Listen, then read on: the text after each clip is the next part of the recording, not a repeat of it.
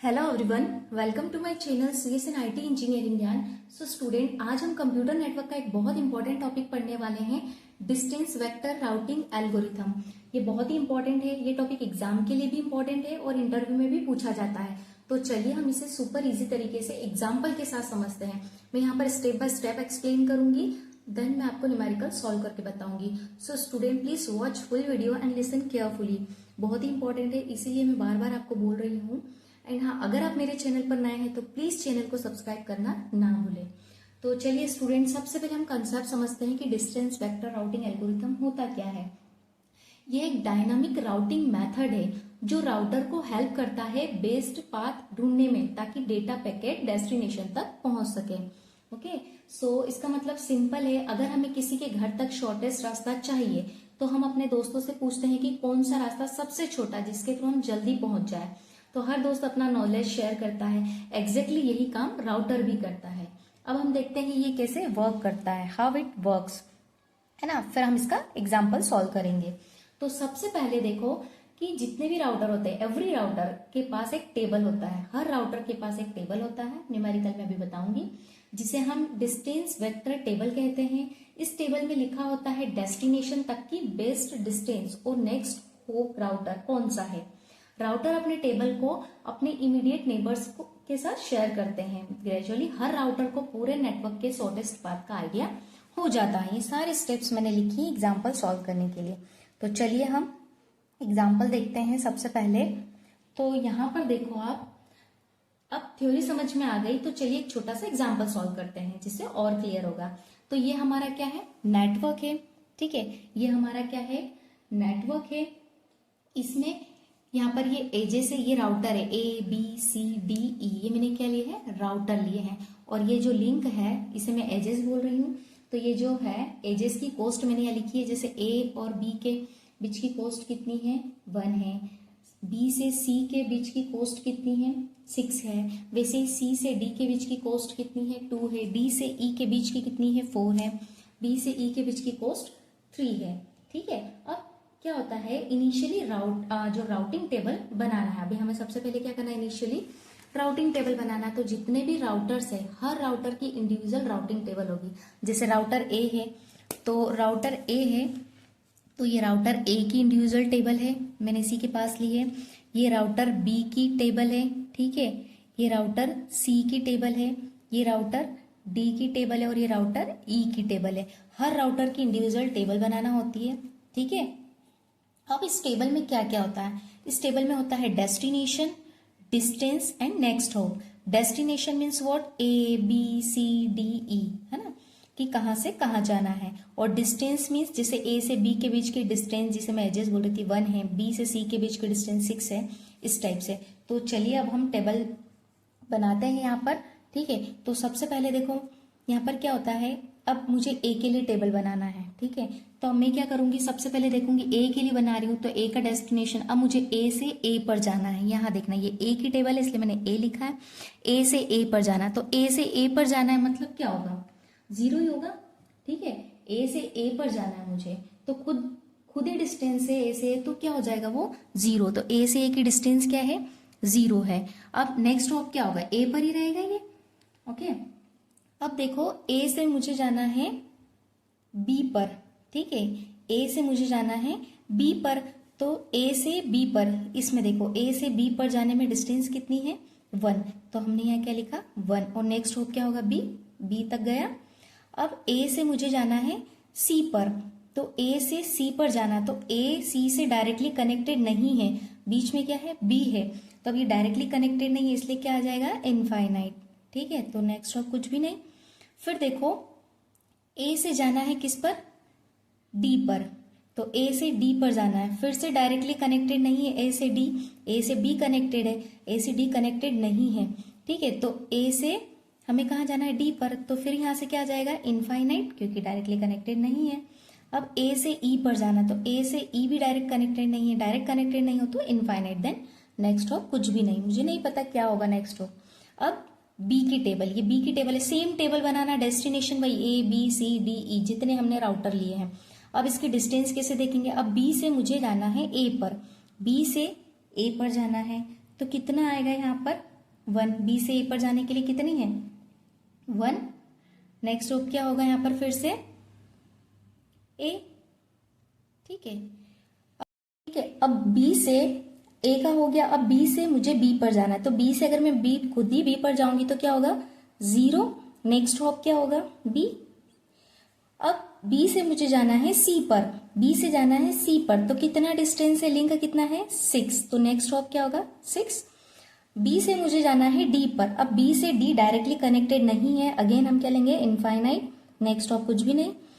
फिर बी से मुझे जाना है ई पर, अब बी से मुझे जाना है ई पर, तो बी से ई पर जाने के लिए कितना लिंक है डिस्टेंस, तो 3, और नेक्स्ट हॉप क्या होगा ई। अभी हमने ए का राउटिंग टेबल बनाया है, बी का राउटिंग टेबल बनाया, अब हम बनाएंगे सी का राउटिंग टेबल। ठीक है, सी का राउटिंग टेबल देखो, डेस्टिनेशन सेम है ए बी सी डी ई, अब डिस्टेंस देखना है हमें, ये सी का है तो सी से ए पर जाना है। अब मुझे सी से ए पर जाना है, तो सी ए से डायरेक्टली कनेक्टेड नहीं है, तो हम क्या लिखेंगे इनफाइनाइट, नेक्स्ट हॉप कुछ भी नहीं। सी से बी पर जाना है, तो सी से बी पर जाने के लिए कितना लिंक है डिस्टेंस 6, नेक्स्ट हॉप बी। अब सी से मुझे जाना है सेम सी पर, तो सी से सी पर जाने के लिए क्या होगा 0, नेक्स्ट हॉप सी। सी से मुझे जाना है डी पर, सी से जाना है डी पर, तो कितना डिस्टेंस है 2, नेक्स्ट हॉप डी। अब सी से मुझे जाना है ई पर, तो डायरेक्टली कनेक्टेड नहीं है, अगेन इनफाइनाइट, नेक्स्ट हॉप कुछ भी नहीं। सी का राउटिंग टेबल भी बन गया।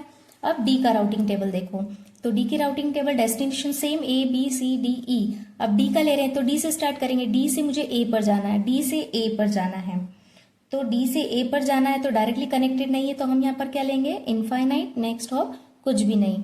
ठीक है, अब सी से मुझे डी से मुझे जाना है बी पर, डी से मुझे जाना है बी पर, ये भी डायरेक्टली कनेक्टेड नहीं है, तो अगेन इनफाइनाइट। जब डायरेक्टली कनेक्टेड नहीं हो तो हम क्या लिखेंगे इनफाइनाइट। अब डी से मुझे जाना है सी पर, डी से सी पर जाने के लिए कितना है डिस्टेंस 2, नेक्स्ट हॉप अगेन सी। अब डी से मुझे जाना है डी पर, डी से डी पर जाना है मतलब सेम उसी डिस्टेंस पर जाना है, तो 0, नेक्स्ट हॉप डी। फिर डी से मुझे जाना है ई पर, तो डी से मुझे जाना है ई पर, तो कितना डिस्टेंस है 4, और यहाँ पर नेक्स्ट हो ई। ठीक है, अभी ए का भी राउटिंग टेबल बन गया, बी का बन गया है, सी का, डी का, अब मुझे चाहिए ई का राउटिंग टेबल। तो फिर से हम स्टार्ट करते हैं, ई का राउटिंग टेबल है तो ई से स्टार्ट करेंगे, destination same A B C D E. अब ई से स्टार्ट करो, ई से मुझे जाना है ए पर, ई से ए डायरेक्टली कनेक्टेड है क्या, नहीं है, तो इनफाइनाइट, नेक्स्ट हॉप कुछ भी नहीं। ई से जाना है मुझे बी पर, ई से बी पर जाना है तो डिस्टेंस कितना है 3, नेक्स्ट हॉप क्या है बी।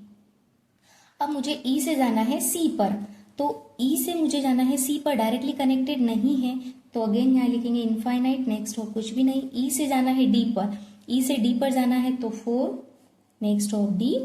ई से ई पर जाना है तो सेम डिस्टेंस पर जाने पर क्या होता है 0, नेक्स्ट हो सेम। तो ये सब क्या बन गई राउटिंग टेबल। ठीक है, ये सब क्या हो गई राउटिंग टेबल सभी की हो गई। अब नेक्स्ट स्टेप आती है शेयरिंग स्टेप। इसमें क्या होता है, अब फर्स्ट स्टेप हो गया है ना, सबकी राउटिंग टेबल बन गई, तो अब हम क्या करेंगे, अब मजेदार पार्ट आता है, राउटर अपने नेबर से इंफॉर्मेशन को शेयर करते हैं। तो अब हम देखते हैं कि कैसे शेयर करते हैं। ठीक है, तो यहाँ पर देखो सबसे पहले अब कैसे शेयर करेंगे। ठीक है, तो सबसे पहले देखो 8A पर बात करती हूँ। अब इसको शेयर कैसे करेंगे, तो 8A अगर मैं बात करती हूँ 8A पर, तो A पर किसका शेयर कर रहे हैं, मतलब A किसको शेयर कर रहा है, यहाँ पर देखो A किसको शेयर कर रहा है, A सिर्फ किसको कर रहा है B को, तो इसका नेबर कौन है B। ठीक है, 8A पर मतलब A किसको कर रहा है शेयर B को। अब अगर मैं बात करूं 8B मतलब B पर, B किसको शेयर कर रहा है, यहाँ पर देखो B किसको शेयर कर रहा है, B जो है वो A को भी शेयर कर रहा है, E को भी कर रहा है और C को भी कर रहा है। ठीक है, किसको किसको शेयर कर रहा है इन्फॉर्मेशन, A को, E को और C को, जो डायरेक्टली कनेक्टेड है। तो हम 8B पर क्या लिखेंगे, किस किस को शेयर कर रहा है वो, A को, E को एंड C को।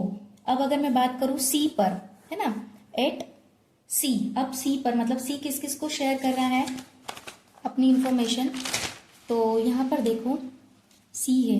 ठीक है, C किस किस को शेयर कर रहा है, B को एंड D को, तो C किसको शेयर कर रहा है B एंड D। ठीक है, ये हो गया। अब आता है डी, एट डी। अब सॉरी डी किस किस को शेयर कर रहा है? डी ये रहा, डी किसको शेयर कर रहा है? ई को एंड सी को, ई और सी। अब एट ई, मतलब जितने भी राउटर है सबके लिए करना है एट ई। अब ई किस किस को शेयर कर रहा है? यहाँ पर देखो ई किसको कर रहा है? बी को और डी को। तो किसको शेयर कर रहा है? B and D. ये हो गया। अब डिस्टेंस वेक्टर के बाद इनको अपडेट करना होता है। ये डिस्टेंस वेक्टर है, अब इसको क्या करना होता है? हमें अपडेट करना होता है। स्टेप बाय स्टेप अपडेट करेंगे हम नोट्स में, ठीक है। तो आप देखो यहाँ पर अपडेट करते हैं, ठीक है। अब अपडेट करना है तो सबसे पहले हम क्या करेंगे? अब ए के पास किसका डिस्टेंस वेक्टर है? ये जो ए है, ए के पास किसका डिस्टेंस वेक्टर है? बी का, ठीक है। तो अब हम क्या करेंगे? यहाँ पर सबसे पहले ए के पास जिसका डिस्टेंस वेक्टर है उसे हम यहाँ लिखेंगे, बी का है, ठीक है। तो बी का डिस्टेंस वेक्टर है, तो बी का क्या है यहाँ पर? ये देखो ये बी है, तो बी का डिस्टेंस वेक्टर क्या है? 1 0 6 इनफाइनाइट एंड 3। तो हम यहाँ क्या लिखेंगे? ए के पास बी का डिस्टेंस वेक्टर है तो क्या है? 1 0 6 इनफाइनाइट एंड 3। ये हमने जो डिस्टेंस वेक्टर टेबल बनाई थी ना उसमें से हमने लिखा, ये हो गया। अब क्या करता है? ये ओल्ड टेबल का यूज नहीं करता, ओल्ड राउटिंग टेबल का, यहाँ पर न्यू राउटिंग टेबल बनेगी, ठीक है। तो अब हमने ये लिया, ये ए के पास बी का डिस्टेंस वेक्टर आया 1 0 6 इनफाइनाइट 3, है ना। अब न्यू राउटिंग टेबल बनाएंगे, तो न्यू राउटिंग टेबल कैसे बनाएंगे हम? सेम प्रोसेस, ठीक है। यहां पर हमने लिया क्या? डेस्टिनेशन, फिर डिस्टेंस और नेक्स्ट। तो अब हमसे डेस्टिनेशन तो हमारा सेम रहेगा, A B C D and E, ठीक है। ये तो हमारा सेम रहेगा। अब न्यू राउटिंग टेबल के लिए हम ये कैसे निकालेंगे? सबसे पहले ये किसका बना रहे हैं हम? ए का न्यू, जो हमने पहले लोकल बनाया था वो नहीं, अब न्यू बना रहे हैं। किसके अकॉर्डिंग? ये जो हमारा ए के पास बी का डिस्टेंस वेक्टर आया ना, इसके थ्रू। तब हम कैसे बनाएंगे? सबसे पहले देखो यहाँ पर ए है, तो ए से ए पर जाना है, ठीक है। तो ए से ए पर जाना है, तो हमने यहाँ डायग्राम में भी देखा था कि ए से ए पर जाना है तो क्या होगा? 0, नेक्स्ट हो सेम ए। ये अभी हम न्यू राउटिंग टेबल बना रहे हैं, पहले हम हर राउटर के लिए बना चुके थे। अब हमें ए से जाना है बी पर, तो हम कैसे करेंगे? ए से जाना है हमें बी पर, तो अब हम इसे कैसे करेंगे? ए से जाएगा ये बी पर, है ना। और इसमें देखो डिस्टेंस वेक्टर में ए से जाना है बी पर, तो यहां से ये बी से बी पर, है ना। तो बी से बी पर, इसको हम ऐसा भी लिख सकते हैं। तो ए से बी पर जाने पर आपको पता है कितना है? ए से बी पर जाने पर 1, तो हमने यहाँ लिख दिया 1, प्लस बी से बी तो क्या होगा? 0 ही, तो यहाँ पर कितना आ जाएगा? 1। अब हमें जाना है ए से, ये कितना हो गया यहाँ पर? 1, और ये सेम। अब ए से हमें जाना है सी पर, ए से हमें जाना है सी पर। तो अब यहाँ पर देखो ए सी से डायरेक्टली कनेक्टेड नहीं है, तो पहले उसे बी के पास जाना पड़ेगा, फिर वो सी के पास जाएगा।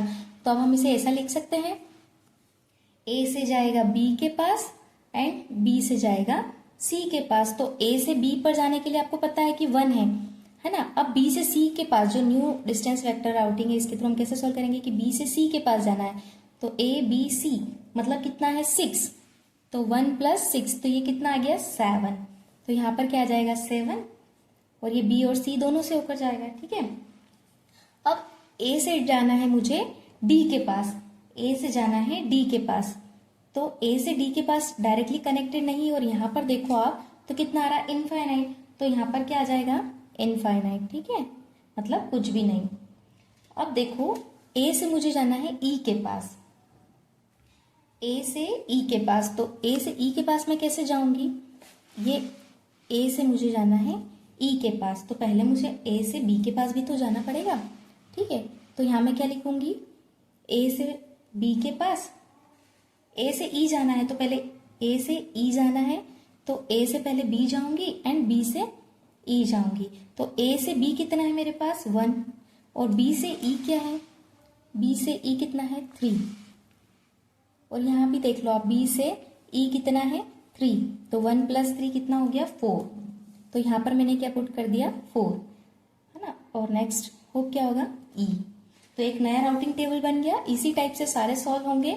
ये एक मैंने मेथड के थ्रू बताया, आप डायरेक्टली भी टेबल में पुट कर सकते हो कि बी से ई का डिस्टेंस 3 है तो आपने बी से ई में 3 पुट कर दिया। बट अगर आप कॉम्पिटिटिव एग्जाम की भी प्रिपरेशन कर रहे हैं ना, तो आपको इसी मेथड से सॉल्व करना है। सो स्टूडेंट, आई होप आपको वीडियो पसंद आया होगा। अगर आपको वीडियो पसंद आया तो लाइक शेयर ज़रूर करें, और मेरे चैनल पर नए हैं तो चैनल को सब्सक्राइब करना ना भूलें। Thank you.